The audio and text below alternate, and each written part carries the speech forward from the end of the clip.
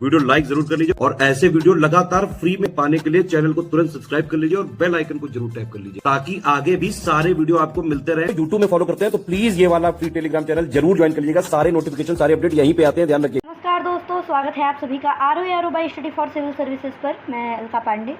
तो दोस्तों, हम लोग देख रहे थे आरओ एग्ज़ाम के लिए प्रीवियस ईयर पेपर, जिसमें हमने कई सेक्शन कवर करा दिए। यूपी स्पेशल कवर करा दिया, इकॉनमी है, इन्वायरमेंट, ज्योग्राफी, इन सब के वीडियोज़ जो हैं चैनल पे पड़े हुए हैं, उसको जाके आप ज़रूर देखिएगा।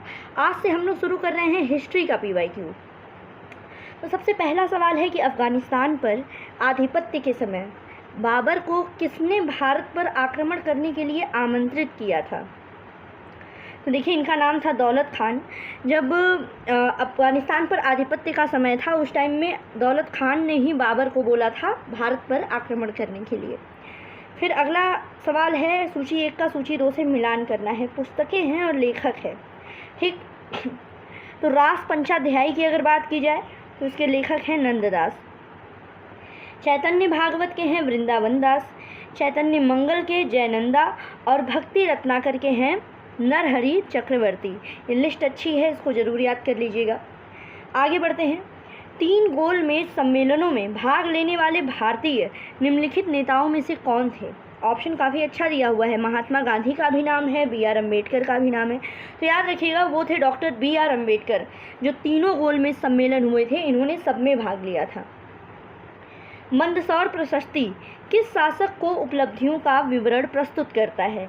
मंदसौर प्रशस्ति की अगर बात की जाए तो मंदसौर प्रशस्ति जो है ये कुमारगुप्त के बारे में, कुमारगुप्त प्रथम की उपलब्धियों का ये विवरण प्रस्तुत करता है। अब मंदसौर प्रशस्ति के लेखक कौन हैं, ये आपको बताना है, कमेंट बॉक्स में हो सकता है। देखिए, प्रीवियस ईयर पेपर जो है वो रिपीट होते हैं। अगर एट इज इट नहीं रिपीट होगा तो उससे रिलेटेड जरूर रिपीट होगा। जैसे मंदसौर प्रशस्ति पूछ दिया कि कुमारगुप्त के बारे में विवरण प्रस्तुत करता है, लेकिन मंदसौर प्रशस्ति को लिखा किसने था, उसके रचनाकार कौन थे? अब आगे बढ़ते हैं। शेरशाह सूरी के संदर्भ में कौन सा कथन सही है, ये बताना है, ठीक है। पहला कथन दिया गया कि वह शानदार प्रशासनिक व्यवस्था के निर्माता थे, और दूसरा कथन है कि हालांकि एक शासक के रूप में उनके गुण युद्ध के मैदान पर उनकी जीत से अधिक उल्लेखनीय नहीं है। तो दूसरा गलत है भाई, केवल पहला स्टेटमेंट यहाँ पर सही है शेरशाह सूरी के बारे में। आगे बढ़ते हैं। दिल्ली के पुराने किले के भीतर बनी मस्जिद किला कुहना का निर्माण किसने कराया था? तो किला कुहना का निर्माण कराया था शेरशाह ने। ये दिल्ली का जो पुराना किला है उसमें स्थित है। फिर निम्नलिखित में से कौन हिंदुस्तानी संगीत के क्षेत्र में महान विभूति नहीं था? तो देखिए, राजा मानसिंह तोमर थे, तानसेन थे, काफ़ी ज़्यादा महान थे। अदारंग की भी काफ़ी ज़्यादा फेमस हमने सुना है, लेकिन हाँ, माल गुर्जरी जो है वो हिंदुस्तानी संगीत में इतने नहीं थे। आगे 1928 में गठित नौजवान सभा, इसका प्रारंभिक सदस्य कौन नहीं था? नौजवान सभा, इसमें शुरुआत में अंबिका चक्रवर्ती नहीं थे। इसके अलावा यशपाल, भगत सिंह, छबील दास, ये सभी नौजवान सभा के मेंबर थे। और याद रखिएगा, नौजवान सभा का गठन कब हुआ? ये 1928 में हुआ था। फिर है सूची 1 का सूची 2 से मिलान करना है, ठीक है। ये गलत दिया है। स्थान है और संबंधित तीर्थंकर हैं। श्रावस्ती की बात करें तो संभवनाथ, काकंदी जो है सुविधानाथ, अयोध्या में ऋषभनाथ और पभोसा में पद्म प्रभु, इम्पॉर्टेंट है, ठीक। आगे बढ़ते हैं। 1809 में राजा राम मोहन राय ने अपनी प्रसिद्ध पुस्तक गिफ्ट टू मोनोथिस्ट, इसको किस भाषा में लिखा था, ये पूछा गया है। तो ये किताब है फारसी भाषा में। याद रखिएगा, गिफ्ट टू मोनोथिस्ट, ये किताब फारसी भाषा में है। इसके राइटर हैं राजा राम मोहन राय, और ये किताब लिखी गई थी 1809 में। आगे बढ़ते हैं अगले सवाल की तरफ। अगला सवाल फिर से है, सूची 1 का सूची 2 से मिलान करना है। तो अकबर बादशाह हैं, उनके दीवान कौन कौन थे? तो अकबर के दीवान थे मुजफ्फर खान, जहांगीर के गियास बेग एतमाद उदौला, शाहजहाँ के सदाउल्ला खान और औरंगजेब के असद खान, ठीक है। आगे बढ़ते हैं। निम्नलिखित में से कौन सा रामसर आर्द्रभूमि स्थल भारत के किसी राज्य में स्थित है? ठीक है, होगेरो, सोमोरिरी, वुलर। राइट ऑप्शन है पॉइंट कैलिमेरे वन्यजीव और पक्षी अभ्यारण्य, ठीक है। आगे बढ़ते हैं। 1817 में डेविड हेयर के द्वारा प्रसिद्ध हिंदू कॉलेज की स्थापना की गई थी। तो ये हिंदू कॉलेज कहाँ है? तो ये है कलकत्ता में, याद रखिएगा, हिंदू कॉलेज कलकत्ता में। और किसने स्थापना की थी? डेविड हेयर, 1817 में। फिर सूची 1 का सूची 2 से मिलान करना है। स्मारक है और निर्माता है। स्मारक अटाला देवी मस्जिद जो है, निर्माता इसके इब्राहिम शाह शर्की। छोटा सोना मस्जिद की अगर बात करें तो वली मोहम्मद। कदम रसूल जो है नुसरत खान। और अदीना मस्जिद पांडुआ, इसके निर्माता हैं सिकंदर शाह। ठीक है, बहुत इंपॉर्टेंट लिस्ट है ये, ठीक है, इसको याद कर लीजिएगा, बड़ा इंपॉर्टेंट है, भले रिपीट हो जाए। आगे घटनाओं पर विचार करना है और कालक्रमानुसार व्यवस्थित करना है। घटनाएं दी गई हैं। अंबर की राजकुमारी से अकबर का विवाह, ठीक है, फिर तुकारोई का युद्ध, मालवा पर मुगल आक्रमण और उड़ीसा पर कररानी की विजय। तो देखिए सबसे पहले क्या हुआ था? सबसे पहले मालवा पर मुगल आक्रमण हुआ था, तभी तो अंबर की राजकुमारी से अकबर का विवाह हुआ था। इतने से ही आप लोग छांट लेंगे, 3-1 हो गया। फिर चौथा उड़ीसा पर कररानी की विजय हुई, उसके बाद तुकरोई का युद्ध हुआ। ऑप्शन डी यहाँ पे सही है। आगे, निम्नलिखित में से कौन स्वाधीनता पूर्व भारत का राष्ट्रवादी कवि नहीं था? ये पूछा गया है। तो ये थे शिव कुमार बटालवी। इसके अलावा ये जो नाम है याद रख लीजिएगा, रंगलाल, नवीन चंद्र सेन, हेमचंद्र बनर्जी। ये स्वाधीनता से पहले भारत के राष्ट्र कवि थे, राष्ट्रवादी कवि थे। फिर नटराज नृत्य के भगवान की मूर्ति के संदर्भ में कौन सा कथन सही है? तो देखिए, यह मूर्ति नृत्य करते हुए 4 हाथों वाले शिव का प्रतिनिधित्व करती है। सही है, नटराज की मूर्ति अगर आपने देखी होगी नटराज जी की, तो उसमें भगवान शिव का प्रतिनिधित्व करती है ये, जिसमें 4 जो हैं उनके हाथ हैं। फिर दाएं कान में वह एक पुरुष कुंडल पहने हैं और बाएं में एक महिला का। तो दोनों बिल्कुल सही है, दोनों स्टेटमेंट। आगे, विदेश यात्री और भारत में किस साल आया? ये बताना है कौन सा सही सुमेलित नहीं है। तो फाहियान जो है 399 से 414, वेनसांग 629 से 645, अलमसूदी 957, लेकिन इत्सिंग वाला सही नहीं है।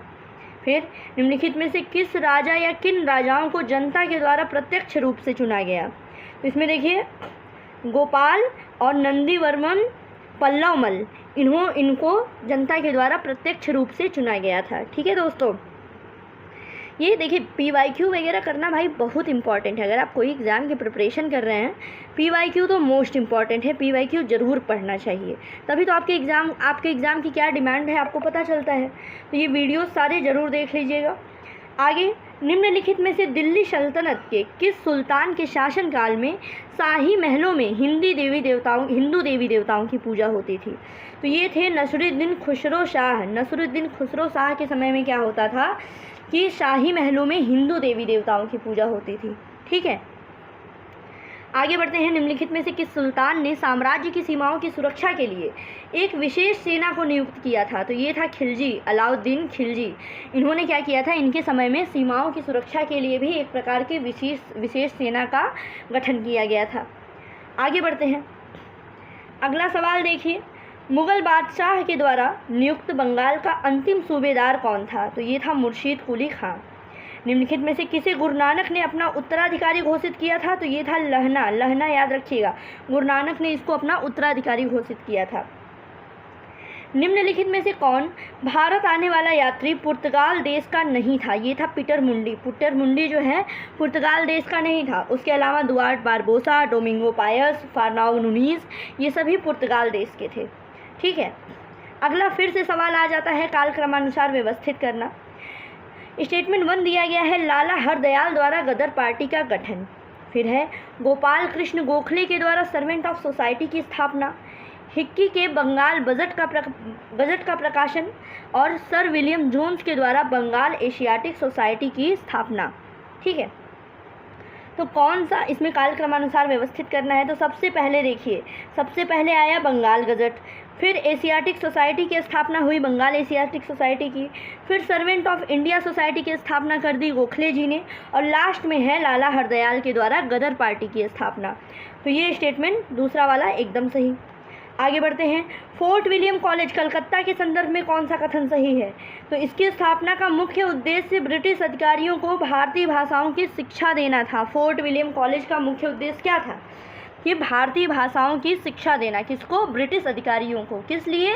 कि हमारे भारत के लोगों से ज़्यादा कनेक्ट कर सकें, इसीलिए स्टेटमेंट 2 यहाँ पे एकदम सही है। आगे बढ़ते हैं। अगला दिया गया कथन और कारण है। तो कथन दिया गया है कि भारतीय प्रश्नों पर विवेचना के लिए दादा भाई नौरोजी ने 1966 में लंदन में ईस्ट इंडिया एसोसिएशन का गठन किया। बात तो सही है, और ये ब्रिटिश जनमानस को प्रभावित करना चाहते थे दादा भाई नौरोजी। ये भी कारण एकदम सही है। दोनों कथन सही है और सही व्याख्या भी करता है। आगे बढ़ते हैं। अगला सवाल दिया गया कि भारतीय सिविल सेवा के संदर्भ में कौन सा कथन सही है। तो सबसे पहले भारत अधिकार अधिनियम 1919 में भारतीय सिविल सेवा के लिए एक अलग परीक्षा का प्रावधान किया गया, जो कि भारत में होनी थी। बिल्कुल सही है। और जो 1941 में सिविल सेवा परीक्षा हुई थी, भारतीय सिविल सेवा परीक्षा, इसमें भारतीयों का प्रतिशत जो है वो यूरोप वासियों से अधिक था। दोनों स्टेटमेंट एकदम सही। आगे बढ़ते हैं। ब्रिटिश उपनिवेशवाद के विरुद्ध भोजपुरी में लोकप्रिय कविता फिरंगिया, ये लिखने वाले कवि का क्या नाम था? तो ये कविता लिखी थी मनोरंजन जी ने। ये कविता फिरंगिया जो थी वो ब्रिटिश उपनिवेशवाद के विरुद्ध थी, जो कि भोजपुरी में थी। अब काकोरी षड्यंत्र के केस में प्रधान आरोपी पंडित राम प्रसाद बिस्मिल को उत्तर प्रदेश के किस शहर में फांसी दी गई थी? तो ये देखिए, गोरखपुर में फांसी दी गई थी। पंडित राम प्रसाद बिस्मिल को गोरखपुर में काकोरी केस के संयंत्र में ये फांसी दी गई थी। ये याद रखिएगा, काकोरी संयंत्र केस था। फिर है कथन और कारण, फिर आ गया।